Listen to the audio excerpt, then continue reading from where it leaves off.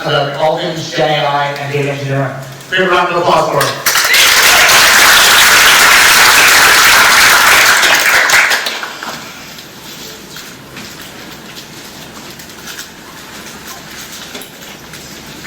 Alright, can everyone hear me all right? Because I know I'm sitting there, there's a little bit of echo for people sitting there versus one at the bottom. Can we do something about it, or are you alright?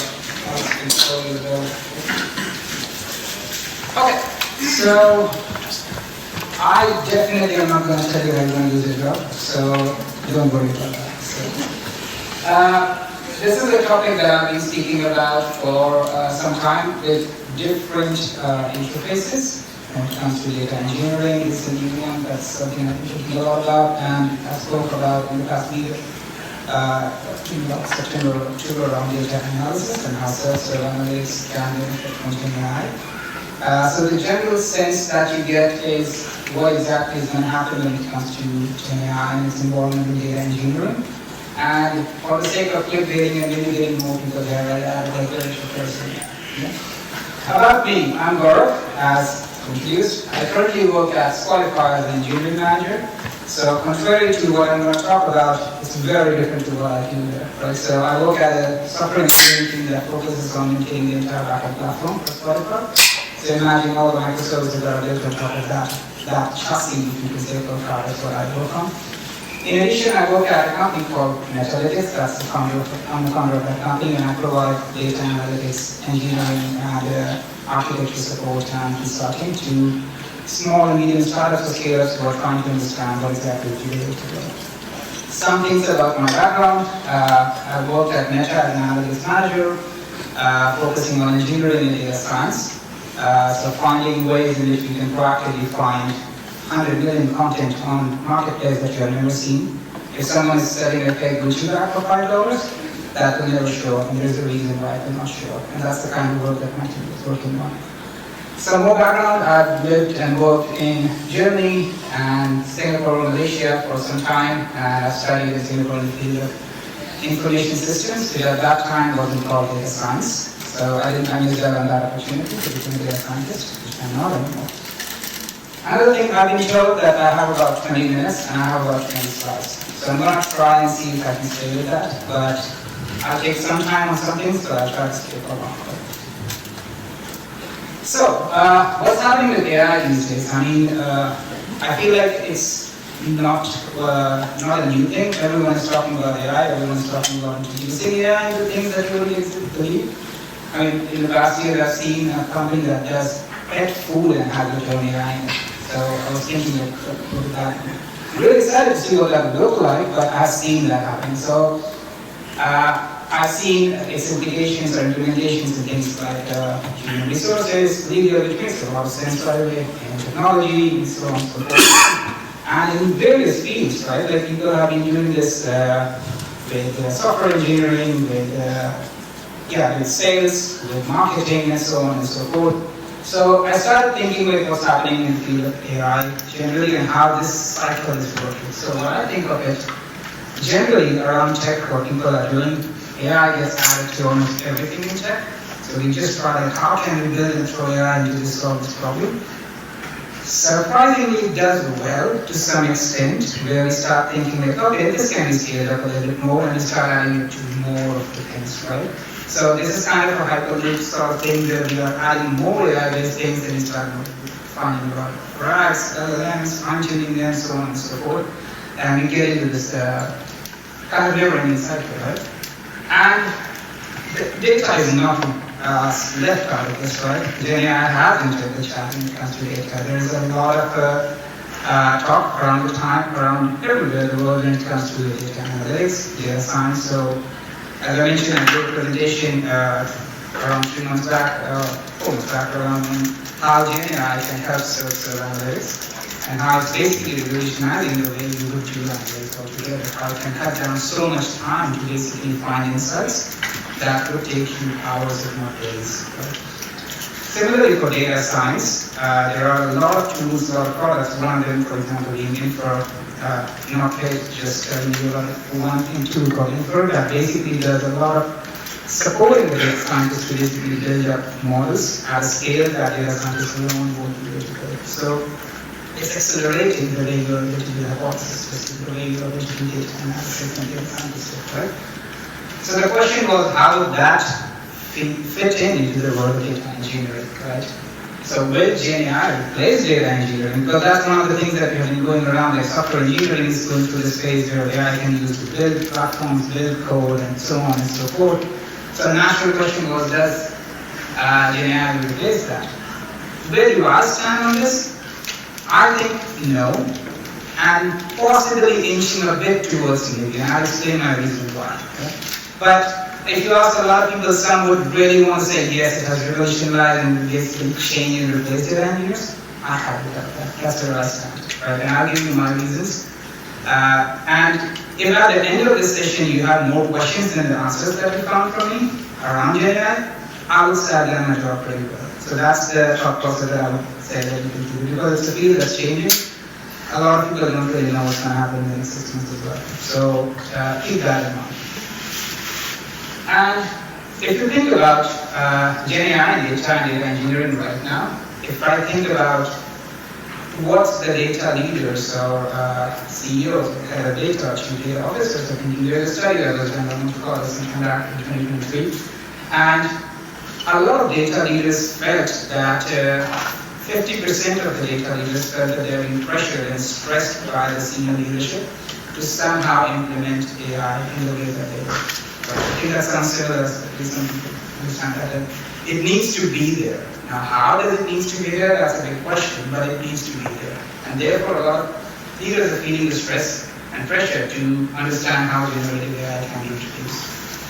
And they have figured it out, right? It's not like everyone is just talking about it. We have figured out some ways in which data engineering can benefit from AI. For example, reconfiguring infrastructure to be AI ready. And this is something interesting.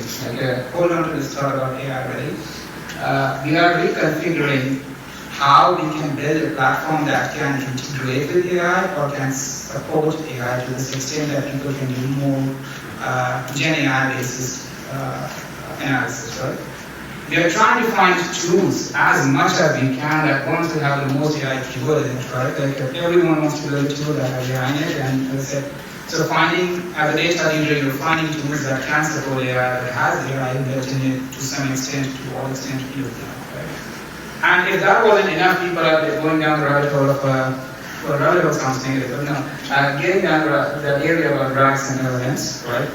Trying to figure out if we can find our own LLMs, if we can augment it with the RAGs, so that privacy, if that's not enough already, how do we substitute, how we can improve a particular LLM system, right? So there's a lot of things that are happening, and they're all touching data engineering at all points in time. Because if you are a data engineer, you will see that this will impact your daily work on a daily basis, right? And because of that, we have found several use cases already, right? So if you think about it, none of them could come out as a surprise to you, but I'll still go with it. When it comes to data, we are talking about synthetic data generation. So there was a leader somewhere around here about a company called Generative, and they use exactly this, they use synthetic data generation. So imagine banks and financial institutions or hospitals who cannot have lots of data to do the analysis or build new products. How can you generate synthetic data to basically fill in that gap so that they still build relevant products, right? That can be done through AI. There is boilerplate code generation, like things that are standard and basically needs to be done for everything, and therefore there's no need to waste time, right? That's what it's doing. Data documentation. I mean, if you are a data person, we all love documentation, right? Like everyone loves that. It spends hours and hours not doing it. So that's where GenAI is in, right? And as you have data quality enhancement, that's a very big thing, because after doing so much documentation and making sure that our pipeline works, you have very little time left for data quality check and maybe doing some lineage optimization as well. Finally, data science also has its benefit when it comes to GenAI, right? Like we have feature engineering automation, being able to do exploration, visualization using AI, natural language to SQL processing, so on and so forth. Hyperparameter tuning, fraud detection, text data analysis, you name it. There's a lot of things that are happening, right? And That is good because AI is supplementing, helping our data engineers do a lot of things that doesn't add a lot of value. Right? You are doing a lot of repetitive stuff, a lot of things that is good, but does not change it, or it does not make an impact, or gives you the time to do more important stuff. Now, we'll talk about what I mean by this more important stuff as well very soon. But this was from a study that was done in 2021, but I feel it's still quite relevant, that if you look at the numbers, in an organization, about 92% of the data workers lose time on non-role related tasks. Think about ad hoc requests. Think about things that just doesn't work. Think about you have to set up the document again and again, right? 68% cannot find time for profitable ideas. That's a big number. Imagine if you have more than half of the data team which has been hired to drive business value, find insights, discover ways to make the platform more efficient. More than half of them cannot do that, right? And finally, more than 50% of the budget is based on ad hoc data tasks. So, and I think that's probably high for a lot of people as well, because you spend a lot of time doing ad hoc tasks, which doesn't drive a lot of business value, right? So, having something that helps you eliminate or reduce that burden is quite helpful, right? And that's where I feel GenAI is helping out when it comes to data, generally speaking, and to some extent data engineering as well, right? And when it comes to software engineering, I don't know if you follow this, but there is a new sheriff in the town that says, so we have Devin, it's an AI software engineer that basically writes everything for you. So Cognition came up with this video and basically explained that how you don't need a software engineer probably. So a lot of people got spooked that, well, will Devin replace software engineer altogether? Like within a few days, people came out with a lot of analysis and explanation why that won't happen. But it's still scary, right? Like a lot of things can be done very quickly. Right? So why do I still say that it's still a no for me? Why GenAI won't replace data engineering? For me, but very small maybe, right? I still say that because there's a lot of elements of generative AI that still cannot be replicated. For example, or a lot of elements of human that cannot be replicated by GenAI. So this one, for example, I listed on 4 different reasons why I think it's a no from my side. First, for example, GenAI is limited. Sounds very controversial topic, but you can see GenAI basically doing anything that you want. Why would you say it's limited, right? Because at the end of the day, it's generative AI. It generates based on what you have fed it. It is not creating. It is very surprising and it's very impressive to see when GenAI, you go to ChatGPT or something, you press the whole essay or you write it. Who wants that? Who doesn't want that, right? But it only works based on the things that you have fed it. It doesn't create things, it mimics something. So maybe we are giving it too much credit for doing it. It does an excellent job for doing it, but it's not going to replace something that we can do. Right? So that's another thing. And that's why I wrote that it's GenAI, not general AI, which is a concept in artificial intelligence that you come to a point where a machine can do everything, has that fluency and knowledge to kind of basically do everything. And that's where I feel like replacing someone is a huge ask for GenAI at this point. Remember, it's still generative, it's not AI alone. It's generative, it generates stuff based on what you have told it. Nothing new comes out. Secondly, business knowledge. Like as data engineers, I don't know how you feel, but I feel that data engineers spend a lot of time, even though you wouldn't like to, but you do spend a lot of time spending with the business stakeholders. We're talking to them, understanding the context of what's happening. As a data engineer who can switch between different professions, different industries, you would want to know what is the key element that defines that industry and how you can build something, a pipeline or a data structure or a data set that will benefit the organization. That knowledge cannot come straight away. That knowledge of business understanding why we do certain things the way it is, it cannot come in GenAI at the current moment. And I don't see that happening. Secondly, in the same way, business context. This is very important because imagine you are a new data engineer to your team and you go to an organization, let's say you go to a new organization. In your previous organization, you had very good setup, right? You have all the setup that this has, for example, right? and you have basically Tableau reporting going on or DBT setup and whatnot, and you are used to giving the data out in Power format or something, and you go to a new organization and everyone's like, we don't have any of that. All you're going to do is export it to Excel and send it to a graph, right? So the same data business context or understanding how users consume that data, how users act on that information, how when you create a schema, how users would like to use that schema is something that is not here. I'll give you another example. This morning I was working with someone around getting data from an API, and they said, yeah, we can just write this into a BigQuery data set for you, right? It's pretty straightforward.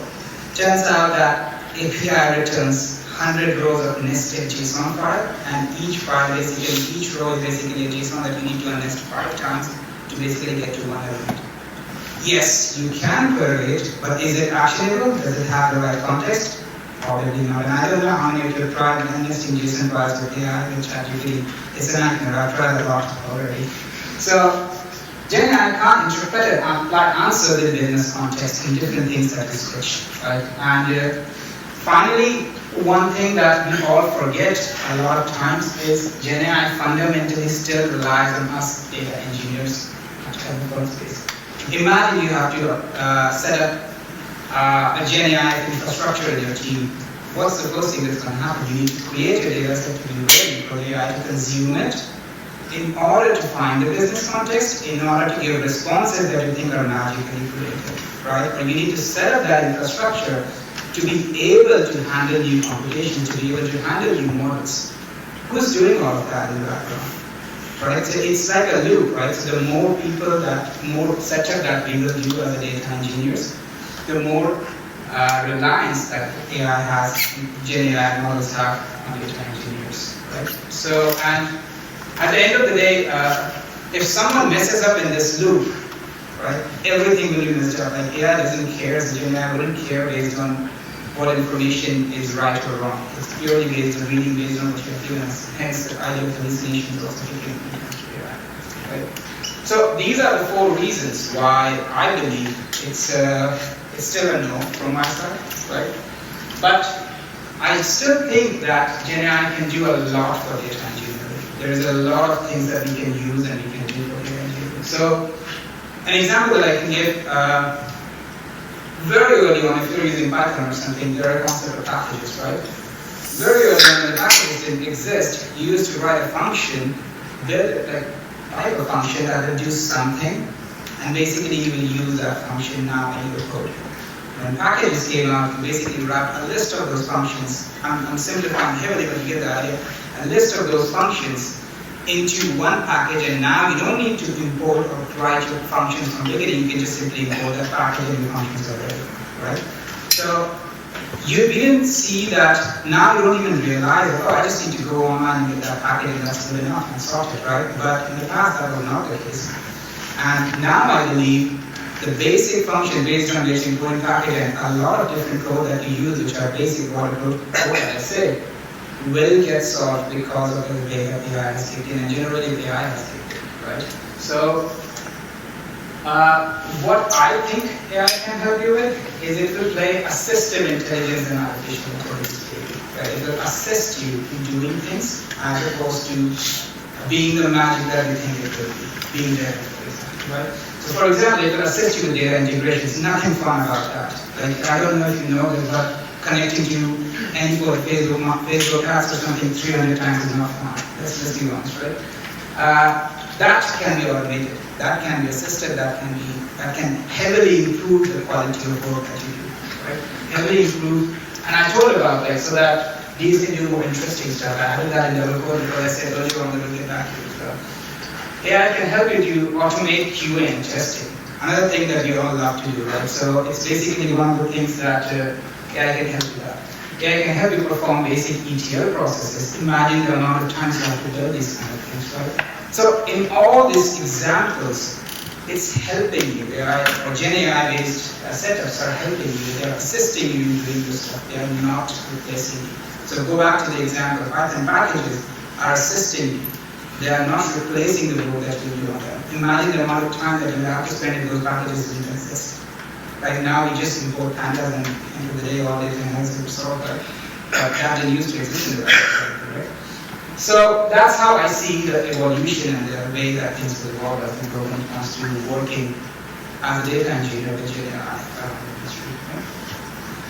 And I think that way data engineers can do a little bit more interesting stuff. And I keep talking about the interesting stuff, right?